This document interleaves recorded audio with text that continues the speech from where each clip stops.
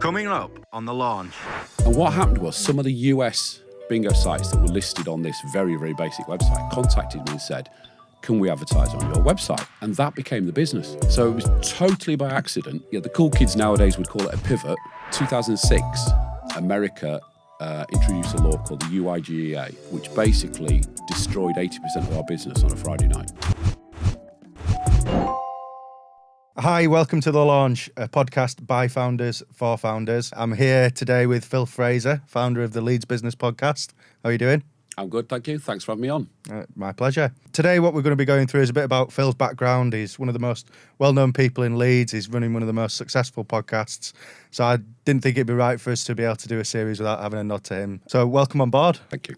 Keen to hear a bit more about your background, really, and how you got into what you were doing, you know, I suppose the story behind the man. Be really interested in hearing, I suppose, from like an earlier career, how you got into business and how you got started, really. Yeah, so I left university with no idea what I wanted to do. My parents suggested I should become an accountant because that's a good industry to be in.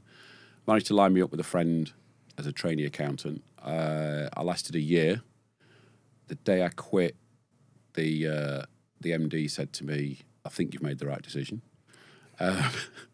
Which I don't know whether that's good or bad. Anyway, so I actually ended up in the advertising industry. So I spent quite a few years selling ad space.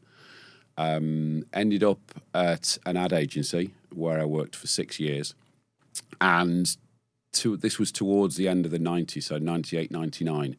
We started having clients coming to us saying, I want one of these newfangled websites that I've heard about.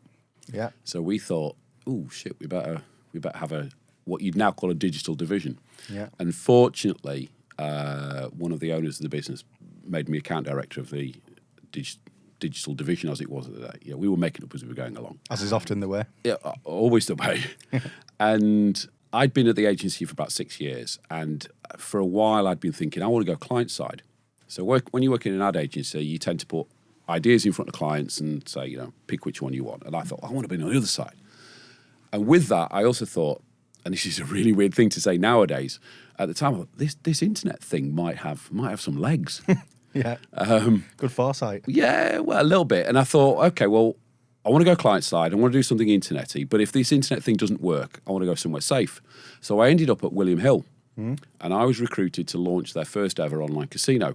This was back in 2000. I spent a year at William Hill. While I was there, so at the time they were doing sportsbook and they just got into casino. We came across online bingo as a sort of next thing, and I was tasked with doing a presentation to the board as to whether they should get into online bingo or not, which at the time they decided no.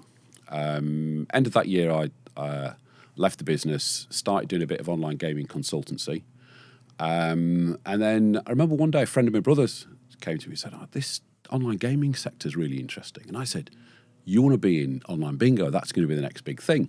And about 24 hours later, I thought, hang on a minute, if I'm telling somebody else to do that, why don't I do it? So picked up this presentation I'd done to, this report I'd done to William Hill, so dusted it down, shuffled it around a bit, and put together a pitch for angel investment for what would have been the UK's first pay-to-play online bingo site, because at the time it was only in the US. Yeah. Now, the angel investment landscape at that time was very, very different to what it is now. But we took it to various people and got absolutely nothing. No investment whatsoever. Oh, no. For various macro reasons. I think we were a bit early. At that time, it was only in the US. The dot-com bubble was just bursting. And also in the UK, at the time, and probably still now, the two main players were Gala and Mecca. Yeah. And obviously the investors said, well, if this is going to be the next big thing, why aren't they interested? And I think the point was, it's sort of very like Blockbuster and Netflix. Yeah. They're busy doing their own thing. They've got hundreds and hundreds of clubs around the country making lots and lots of money. This new online bingo thing is not going to work, So they weren't interested. So all these things contributed to me not getting any money at all. But what I'd done is I'd built a really basic website which listed all the US bingo sites that were around at the time. And on the front of it, we'd put a really basic pop-up questionnaire. So that when I did my pitch, it sounded like I knew what I was talking about. Oh yes, I've researched the audience, and it's female, and they spend this much money, and they play this frequently, and this is how much they lose, and all that sort of thing. And what happened was some of the US bingo sites that were listed on this very, very basic website contacted me and said, "Can we advertise on your website?" All right. Now, bearing in mind my background was selling ad space, I thought, well, how hard can it be to put an ad on a website and get some money in? And that became the business. So it was totally by accident. Yeah, the cool kids nowadays would call it a pivot, but it was more driven by people contacting us and saying, "Can we advertise on your website?" And that's how the business started. That's fantastic. I mean, how often have you been in a room, by the way, of angel investors where people are saying, "I'm not quite sure that the market's ready for that," or is this really going to work? Yep. And then obviously, fortune's a great teller, really. From, I don't know if that's a saying or not, but I think I've just butchered one there. But that's really interesting. And so, how many did you then go about proactively signing the others up, or how did it go from there? So at the time, over the years, the online gaming industry became very affiliate driven. Yeah. At the time, these were very small businesses based offshore in foreign lands that I'd never heard of, Antigua, Barbados, these weird places we had to look on the map where they were based. So I said, "Send me some money and I'll run the ads." Yeah. And we were in a fortunate position that the the online gaming market was growing, and online bingo was growing with it. And it's the whole, a rising tide raises all ships. We just happened to be in a very growth market. So as new sites came online, we contacted them and signed them up and said, send us some money. You can advertise here and here and here. And it grew like that. So I tried to run it like a proper business from day one and make it work as a proper business from day one. But we were driven by new players coming to the market, so we could contact them and say, "Hey, do you want to advertise on our website?" And at the time, there weren't a lot of websites like ours. So it was one of the only places they could actually go to advertise. Yeah. And that's in the early days, that's how it grew. And so what year was this then? So we're talking 2001, 2002. Yeah. And what I was also doing at the same time, so the online gaming industry has a number of sort of annual conferences and exhibitions and things. And because we were into bingo very, very early, I was sort of wheeled out as the speaker to talk about the next big thing. Got given the moniker Mr. Online Bingo because I was the one who was talking. So I was raising awareness of the sector so that when new players came online, they go, "Oh, I've seen Phil speak at a conference. I must contact him." Yeah. So it became a little bit self-perpetuating. Interesting. And so how much would an ad set you back in those days? Back in those days, we were... And people often talk about pricing as a business model. And one of the things we used to do was we'd set the price for an ad. And in the early days, it was $100, $150, $200. But what we'd do, every time a client came back and said, "Oh, can we rebook that?" I thought, well, hang on, they must have been making some money. So there must be some margin in it, so I can put the price up. Yeah. And we kept putting the price up, and they kept rebooking. So the next person, so if we put a price up to $200, then we got a new client who came on. So, "Well, how much is that?" "Oh, that's $300. And they'd pay. And then somebody else would go, "How much is that?" "Well, so we kept putting the price up until people squeaked. And then put the price back down again. And then we launched new sections on the website, so we could put different prices on and all that sort of stuff.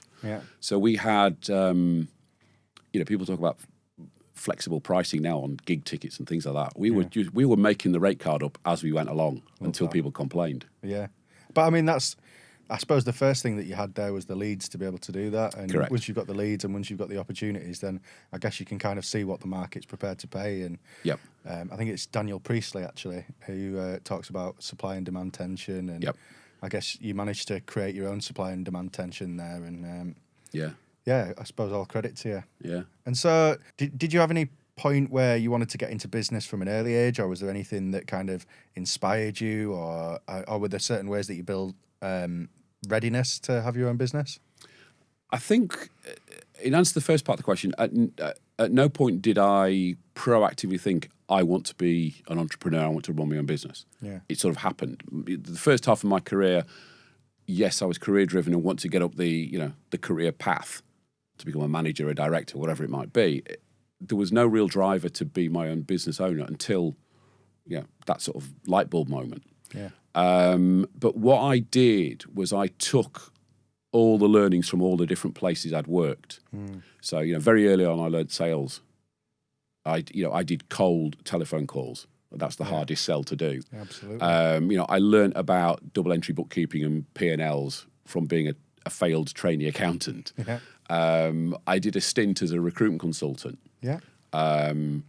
So I learned how to sort of judge people quite quickly. Yeah. And then worked in an ad agency which had an absolutely brilliant company culture that I then transposed onto my business. Yeah. I also had a boss at William Hill who we clashed a lot. Yeah. So it almost taught me like what not to do. Yeah. Like I didn't like being managed like this, so I'm not going to manage like that. Yeah. And I think throughout my career as running a business, I had huge imposter syndrome. So I read a lot. I'd read business books, I read business magazines, and all of those contributed to how I developed as a business owner and a manager and a motivator of staff. Absolutely. I do think that quite often when you're reading books or listening to podcasts, you might not get immediate value from what you're reading or what you're listening to, but the amount of times across my career where I've kind of gone back to something, I was like, oh, do you know what? I read this in this book. So the first one that I read was Rich Dad Poor Dad, which I read at about 18, but it kind of sat in the back of my mind until I wanted to get into high ticket sales because I wanted to earn some money, because I wanted to build my own business one day and have equity in it, all the principles that it teaches you basically. And it was only once I started interviewing for recruitment jobs, I started interviewing for sales jobs, and then the recruitment companies kept saying, well, why don't you come and work for us? You'd be good for recruitment. Then I thought, well, actually, if you're in permanent recruitment, especially exec recruitment, that is a high ticket sales job. So, and also you get the benefit of being able to interview people all day, every day, and learn how they built their businesses. Which for me, I'm a bit of a magpie. I'm fascinated by how people manage to do well in their careers and how they manage to build their businesses and stuff. And I suppose I've always had a bit of an innate curiosity, so that kind of fed into that. Yeah, I mean, I had something very, very similar. The book I recommend to everybody is 7 Habits by Stephen Covey. Yeah. And I read it. I can't remember who gave me the book. I read it, sort of put it down and left it. And then went back to it a few years later and thought, hang on a minute, and reread it again. I'm actually doing some of these things. So they'd sort of gone in without me realising. Learning by osmosis. Yeah, sort of like, and I've read it 3 or 4 times. I've got it on CD. I've listened to it 2 or 3 times. And each time I listen to it or read it, I pick something else up. Yeah. Because you're then approaching it from a slightly different position and a slightly different angle. 7 Habits is my go-to book. We had a consultant who came in very early in our business growth who was big on Good to Great, which is a fantastic book. Also, one of the things that really made a difference, particularly later in my business career, was a podcast called Manager Tools. Very, very American. But it works on the holy trinity of feedback, delegation, and one-on-ones. So sitting down with your team. And that made a huge difference on how I manage my team. I picked up learnings from all over the place. No, that's really interesting. And I guess when you were then building your business, how did that look? I guess a website behind the scenes that's doing that kind of thing. What was the team that was behind it? So we started, it was myself and my wife, working from home. As I said, in the first 5 years, our client base was American. So it's great for taking the kids to school in the morning because our market hadn't woken up. But it also meant at the other end of the day, it meant putting the kids to bed and then getting back online. So the first 5 years we ran as we had freelancers. And then 5 years in, our main freelancer declared that he was going to get a proper job. Oh, no. Which was a real stick or twist moment. So we were like, well, at this point, it was a nice little lifestyle business. We'd managed to, I think we were I think we got 2 cars. I think when we started, we only had 1 car. You know, we've been on holiday. You know, it sort of chipped off a few of those things. And at the time, I think it was Leeds City Council were offering free business advice. So we got this business advisor in and sort of showed him our numbers. It was the first time we'd really showed it to anybody as a proper business. It was like, what does this look like? Yeah. What should we do? And I remember a learning he gave me, and he said, get an office, get some staff. And we were like, oh shit, I can't afford staff, I can't afford an office. And he said, well, actually, if you think about it, and this isn't encouraging hire and fire them, but if I take somebody on, and, you know, normal contract, you've got 3-month probation with a week's notice, or, you know, maybe a month's notice. So if I take somebody on, you know, simple maths, at 24 grand, I'm not exposed to 24 grand. I'm exposed to 2 grand. So actually, that's my total exposure, because after a month, it's not working. Oh, right, we'll part company. And that really changed my perspective on taking on staff. So that was the first time. So we got an office, which was the end of our road, and fortunately, the bus from school dropped the kids off at our office. It was just one of the bus stops. So we had a box of Lego in our meeting room and a whiteboard with pens. It had like messages to the team written on them when the kids left. Took 2 members of staff on. We took 2 on because we were a husband and wife team. We thought if you like the 2 of us and like 1 person, it was like, that might be a bit like a bit odd. So we took 2 on, and then so that's 5 years it took before we got full-time staff. Then we took a 3rd one. We still had a bit of freelance as well. Then we took a 3rd on, and at that point we'd launched a free-to-play bingo game called Free Bingo. It was actually the UK market had just kicked in then. Freebingo.co.uk. So you could play for free, you win points, all that sort of stuff. But again, it was another advertising vehicle. And then in 2006, America introduced a law called the UIGEA, which basically made it illegal for banks to fund online gaming payments. Right. Which basically destroyed 80% of our business on a Friday night. Oh, no. So Friday night, so we're 6 years in, everything's going all right, and then 80% of the business disappeared. So we spent the weekend just going, what are we going to do? What are we going to do? And we had 3 members of the staff at the point, and we were thinking, well, you know, if we get rid of him, it saves us that much money. If we get rid of him, it saves us that much money. But when you're that small, if you take 1 member of staff away, it sort of destroys what you can actually do. Yeah. So over the weekend, we eventually decided, no, we'll roll with it. And what we'd done by then is we'd created a UK version of our site, because we knew at some point it was going to come to the UK. And actually it turned out really great, because everybody decamped from the US to the UK, and we were still there going, hello, we're here already. And it flipped up again. So that was one of the big turning points of the business. Yeah. Continued to grow. Then we got hit by 2 Google updates. One was Google Panda, one was Google Penguin. Because we'd never taken any funding, we bootstrapped everything. Yeah. And as part of our marketing bootstrapping, we did SEO, because it was free marketing. In the end, we ended up with an SEO. We ended up with 2 eventually. We ended up with an SEO manager, so it was paid for anyway. So SEO was a big driver. Google sort of changed, as it does regularly, changed the SEO goalposts. So we had to restructure how the website looked, how it's built, and all sorts of stuff. So that was another 2 big humps in the business journey. Yeah. Interesting. Very good. And then, so how did things move from there? So by then we were on a team of 7 or 8 or something like that. And we'd been doing about 8 or 9 years by then. Yeah. And this isn't meant to sound arrogant, and a lot of startup owners will get this. I got bored. Yeah. You know, the excitement is in the startup and the build and the creation and all that sort of stuff, and it's plate spinning. When you get to the point where all the plates are spinning, and at that time we then had a Spanish site, we had this free site, we had a US site, we had a UK site, I was bored. So we said, we'll put it on the market. Yeah. So we put the business on the market, and we got an offer.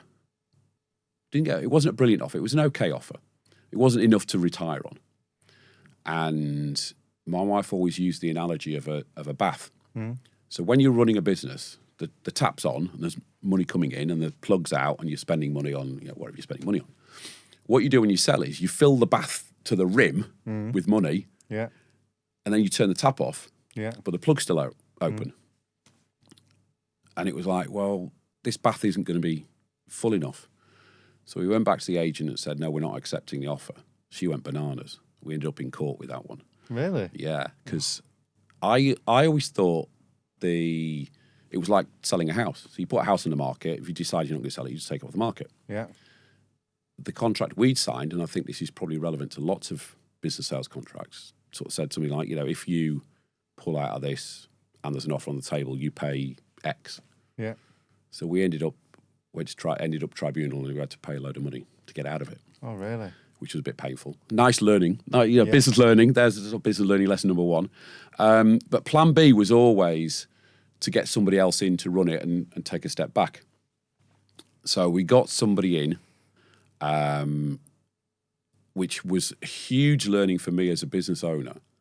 Because as a business owner, you know, as the business grows, you don't do everything, but you still got your finger in every pie. Yeah. When this guy came in, one of the same things he said in the interview with me was, "Are you ready to let go?" He was saying, "I don't want to come into your business and just do stuff that you tell me to do. I want to run your business for you." Yeah. And interestingly, and with your recruitment background, you'll be interested in this. And I don't know where I picked this up from, and somebody recommended it to me. What we did was we got a recruitment agency to supply these senior people. Yeah. And what I did was I said, I don't want to do an interview with them first. I want to go out for a coffee with them.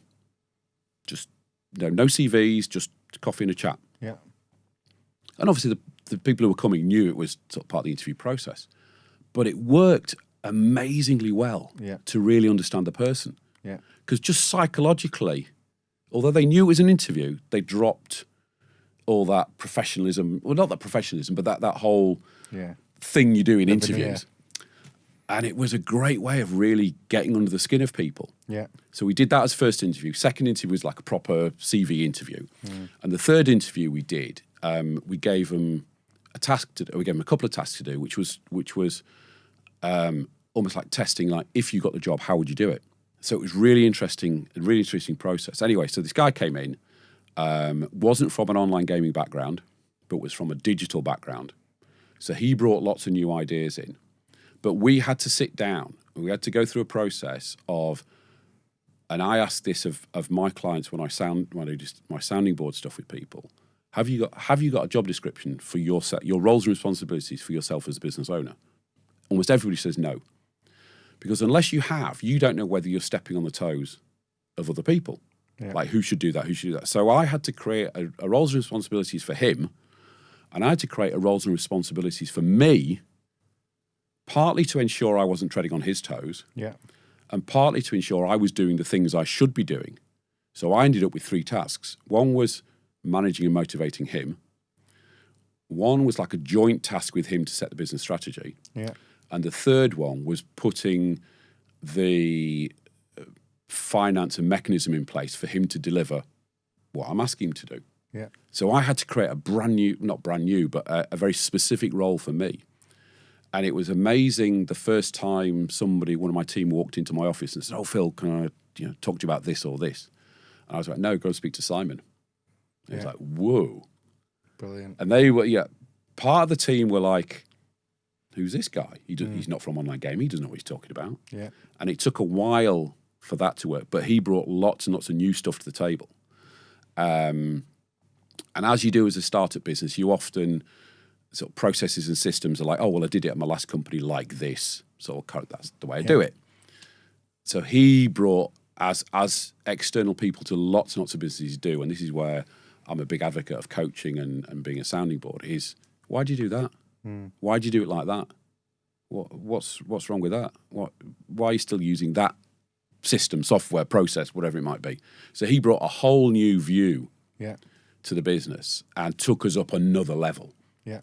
When you take on staff, it's, these are human beings you're dealing with, it's personal and stuff like that. And, sometimes you think, I know they're not very good, but I don't want to upset them by getting rid of them and all that sort of stuff. But he was able to go, he's not good enough, she's not good enough. We need to up our game there. It's so tough as well, because when you're spending time with these people all day, every day, you build friendships and relationships with them as well. Of course, yeah.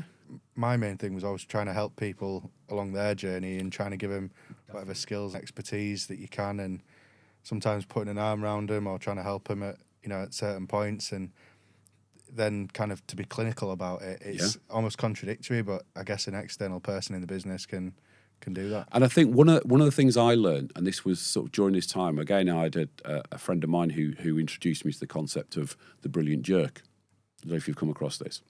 Basically, somebody who is either you believe is good at their job or important part of the process, but actually brings everybody else down. Yeah. And we had one of these. Yeah. And this guy said to me, the day after you get rid of them, you will think, shit, why didn't I do that before? But more importantly, the secondary thing of this was the rest of the team can look at it and go, right, they've actually, the management have been decisive here. They've got rid of somebody who is bringing the team down. Yeah. Because they see you not doing your role as a business owner. Yeah. So yes, it's harsh, but actually for the good of the team, being harsh and the guy... You got to find equilibrium, haven't you? Yeah, and almost like the day after this guy had gone, the whole place lifted. Yeah. And I guess performance improved, culture improved. Culture, it's a cultural thing, but also the team see you not accepting unacceptable performance. Yeah, absolutely. Or sometimes his behaviour. In our case, it was more a bit performance based. So as a business owner, it's great being a business owner. It's fun and it's hard and all that sort of thing. But sometimes you've got to make some really, really harsh decisions. Yeah. And say thank you, but you're gone. I think that's the thing as well, particularly from a recruitment background. I think there's a lot of recruitment companies in Leeds where they take the attitude of, as long as you're billing money, as long as you're performing, we don't care what you do. Yeah. And then there's another side of things where it's almost like where ambition goes to die, where there's no management in either scenario really. But the management in the latter of the two scenarios just protects people and nurtures them regardless of performance. I don't know if it's, again, Daniel Priestley actually, or if it was someone else, forgive me if I'm wrong, but the whole family culture of a business versus being more of a sports team mentality, and everyone's got to earn their right, they've got to earn their jersey and whatever else. It's an analogy that I heard recently, and I really like that. Yeah. Yeah, it is, and people say, "Oh, my team and my family." And again, somebody said to me, "What you often forget as a business owner is they know that any day you can say you're fired." So that's always in the back of their mind, subconsciously, and also the whole thing of nobody loves your business as much as you do as a business owner. Yeah, like why aren't they working at 7 o'clock on a Sunday night? I am as a business owner, and obviously I fell foul of this. I whenever an idea came into my head, I'd bang off an email to a member of the staff, partly so it's in their inbox when they get in, but they must, they're looking at, why is he emailing me at 6 o'clock on a Sunday? Yeah. I was at the pub, I was in the park, I was, with my kids. I'm terrible for it. And you shouldn't do it. You should not do it. Yeah. And a lot of the clients I deal with now, when I do consultancy work, I, say a lot of the time, I did this. Yeah. Don't do it. Yeah. And that's one of the things that not the rest of the team go home on a Friday and come back on a Monday, and in all probability, don't think about your business at all. Yeah. You do. Yeah. But they don't. Yeah. No, you're right. And I suppose as you go along the journey of the different phases of what your company needs from you at different points as well, you kind of do mature and change a little bit. Obviously, I've recently left one of the businesses that I co-founded, and I think reflecting on that, there's loads of stuff that I'd have done differently. But I guess that's always life, isn't it? Hindsight's brilliant. Yeah, absolutely. Yeah. If I knew everything that I know now when I started my journey, I'd have got as far as I have now twice as quick. Absolutely. But I guess that's the case for all of us. Yeah. And so tell us about your exit then as well. So how did that whole process come to a point where, one, you realised that you were either intentionally going to sell the business, or how did the offer present itself, and how did you kind of go through the process of I guess, assessing whether it was something that you wanted to do, whether it wasn't something that you wanted to do? What due diligence did you do about the potential buyer, and how did that work? And psychologically, kind of, how was it to deal with separating from something that you'd created? Yeah, there's lots of questions in there. Yeah, I know. Yeah, sorry. Okay, let's do it logically. Point number one, I had always been of the mind that if somebody gave us enough money, I would sell. A lot of people get very attached to it's my baby and all that sort of thing. I was always, you give me enough money, I'm happy to give you the keys and walk away. And over the years, we'd had loads and loads of approaches. I had a drawer full of NDAs, and nothing really came of it until one day we got contact. So in the same way that we started from home, just me and my wife, there were a huge amount of affiliate businesses in the online gaming space who were like that, so what they call bedroom affiliates. Yeah. And there were a number of companies that were starting to pick these off and had like big war chests to buy them. So it was quite an active M&A market, and it was quite open. So these deals were reported, prices were reported, and all that sort of thing. And one of the things I talk to a lot of people about is when you do come to sell your business, you need to be aware of market value. Yeah. So if somebody comes to you and says, I'll give you £1 million for your business, is that a good deal? Is that a bad deal? No idea, unless you know what the market value is. Anyway, so I had an idea of where the market was. So we got approached by one of these people who was sort of buying everybody up, and there were about a dozen of them, or no, maybe half a dozen of them around at the time. They contacted us and said, look, we're interested in buying your business. So I picked a big number out of my head and said, well, we'll sell for X. Yeah. And they went, okay. I'm like, ooh, that's interesting. So me and my wife went down to London, met these guys, and the deal was, it was sort of caveated. It had earnouts. I think it had paper in there. There was lots of things that basically didn't make it worth doing. So we went home. But because it's quite a small industry, we knew most of the major players. Yeah. So I contacted all of the major players and said, we're not for sale, but we're talking to somebody, and if you're interested, now might be a good time to speak. And interesting, at the time, we were number one in the market by then. The number two in the market was also for sale. Yeah.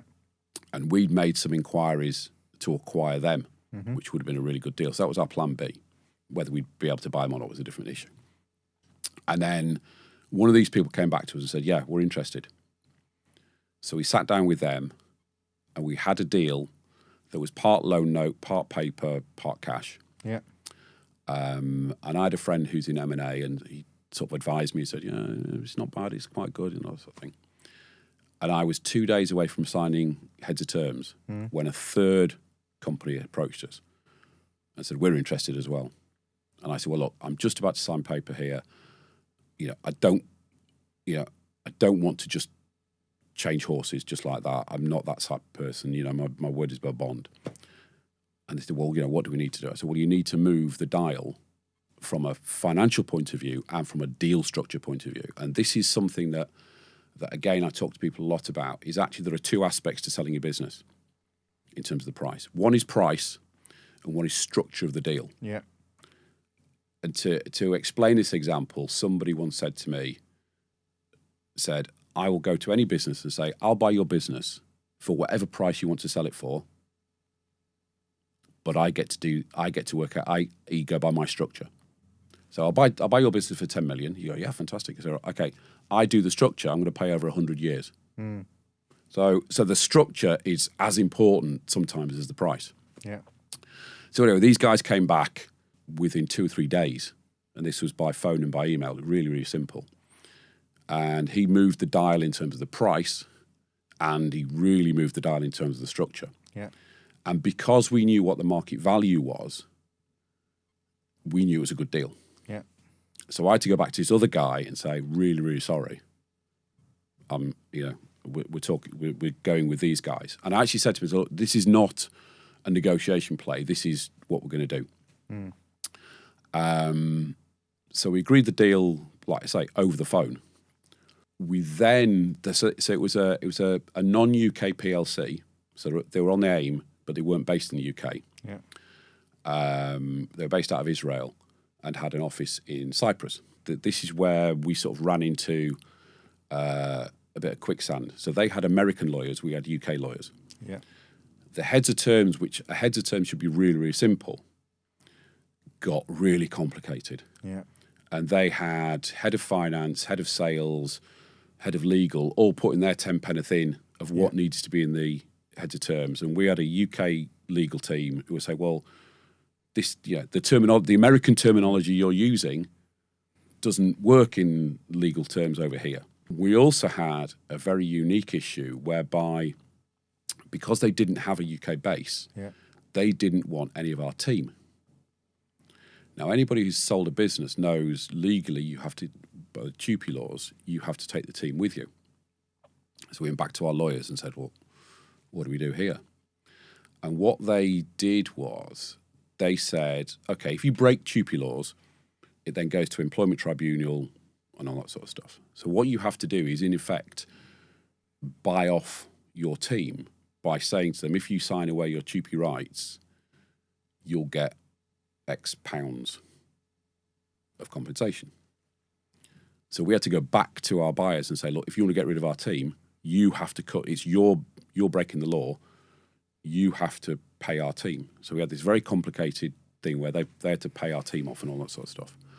And it took us, we agreed verbally in November 2017 and we signed in April 2018.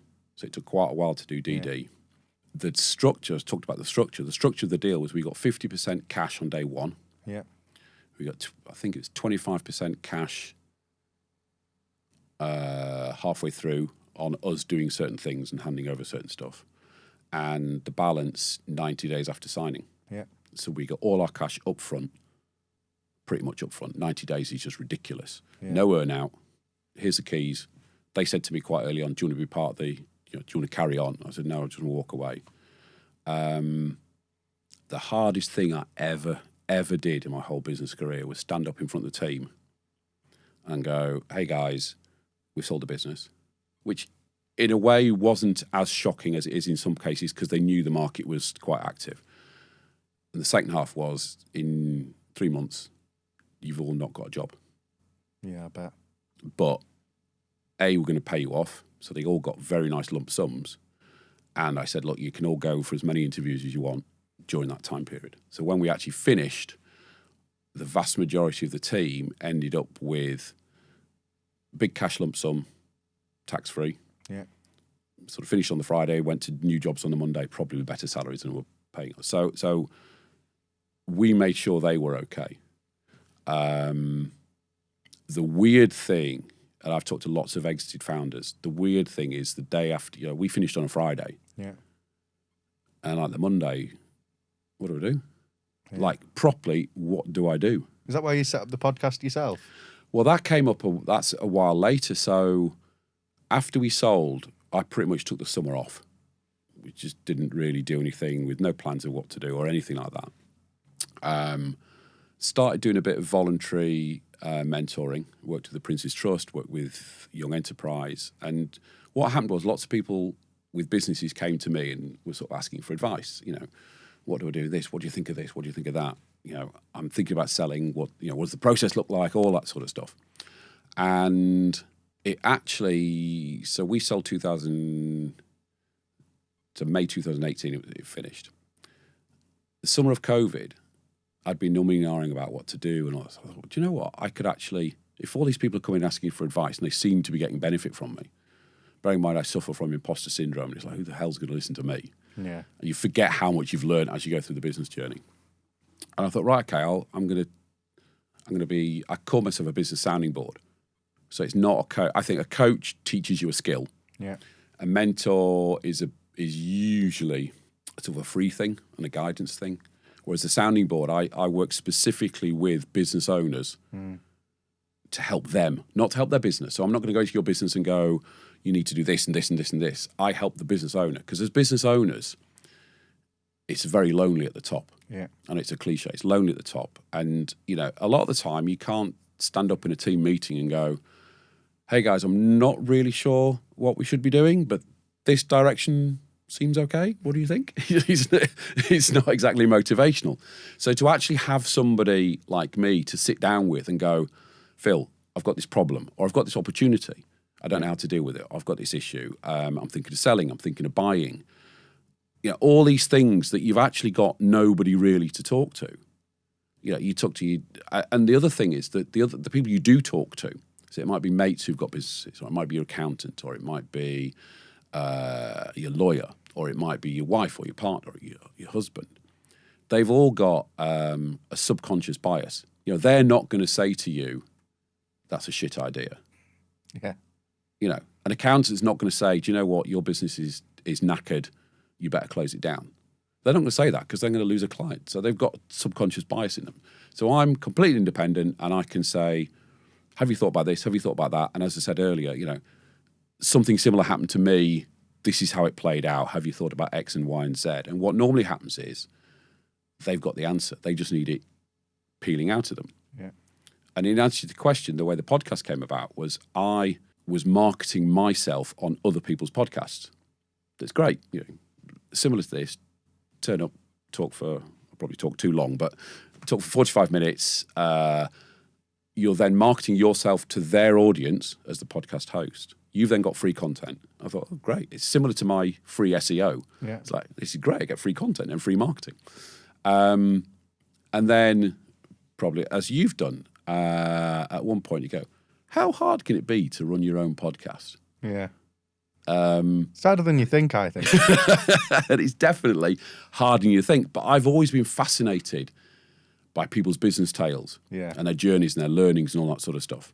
Same. But because I wanted to use it as a marketing tool for my coaching, my sounding board services, ideally I want to deal with people face to face. So Leeds is obviously the office place to do. So it raises my profile. Yeah.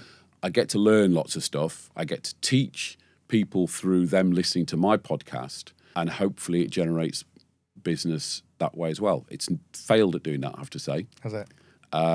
But it has raised my profile so much in Leeds. But also people tell me they love hearing the stories and they love, the learnings they get from them. They love the motivation and particularly because it's Leeds businesses. People go, oh, I know that guy. Or I know that business. I didn't know that story behind them. Or I didn't know they would, they started on Stonegate Road or the Ring Road or something like that. So all that sort of stuff makes it more interesting. And particularly, conversely, if you're looking for a business podcast to listen to, it starts at Diary of the CEO and goes down from there. So why would you pick my little podcast? Well, you might pick it because it's Leeds. You go, I'm from Leeds. That might be interesting. Oh, I've heard of that guy. So that's how it all came about. Yeah. I think that's how I'd found you, actually. Maybe, yeah. Yeah. Have you got any advice for people who might be looking to start their own business or looking to maybe, follow in your footsteps? What would you say to people that are thinking about doing it for themselves? I think on one hand, my advice to lots of people is always JFDI, because if you don't, it'll just eat you up that you didn't do it. Yeah. Conversely, if you're starting a business, I think it needs, and we're both angel investors, so this is the way I look at angel investment or new businesses, is if you could answer these 5 questions, 1, what's the problem you're solving? Yeah. 2, how do you solve it? Yeah. 3, why should people stop doing what they're doing to solve that problem and solve it with your solution? Number 4, prove to me that you can do that. So what's your team? Who's your background? Or where's your background? All that sort of stuff. And 5, how are you actually going to make any money? And ideally 6, hope you enjoy it. If you can tick all of those boxes, you probably have a successful business. Ideally. Ideally, yeah. There's still lots of bits that don't work. But yeah, if you're starting a business, if you can answer those 6 questions, and if you don't enjoy it, it's no point doing it. Absolutely, yeah. No, and I think that's the main thing. If you get to the point where you're doing something that you're passionate about, that the world needs, where you're having an impact on people and you're enjoying it at the same time, then that's the ikigai or whatever. And making money. That's the other part of ikigai, is the making money bit as well. Yeah, try and do some of that along the way. Yeah, if you can do that as well, that really helps. Very good. Well, thank you very much for your time anyway. I appreciate all the support and insights into you and your background. And thanks very much, everyone. See you soon. Cheers. Hope you enjoyed it all. Thanks.